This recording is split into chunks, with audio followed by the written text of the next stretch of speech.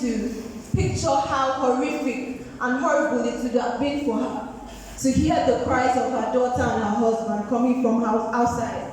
I want you to picture her running through the house and coming outside to find her husband under the car and her daughter in front of the driver's seat crying.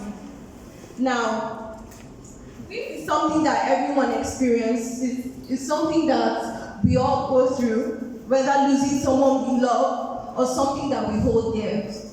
Queen Elizabeth II lost her best friend, Lord Caravan, and she said in a public but very personal speech, she said, "Grief is the price we pay for love." Now, first came the denial, then the shock, and then mourning, then protectiveness. On the eve of New Year's 2018, I was in my cousin's house and I received a phone call, and my mother said, "Chisom, I'm sorry to tell you this, but your cousin is dead." I can remember how I cried. I can remember saying, no, it couldn't be true. It couldn't be her. She was only 2 years old. She had such a good life ahead of her. And I remember running out into the park, seeing my cousins and trying to convey the message that my mother had just told me.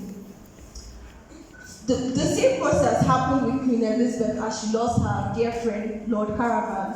The denial, the shock, and then the mourning.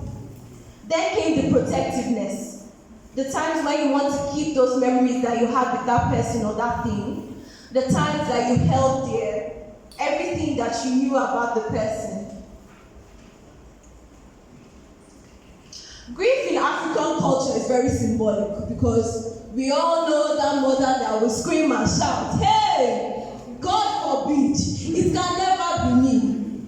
We know how they wear black and everyone is crying, the iconic jollof rice during funerals.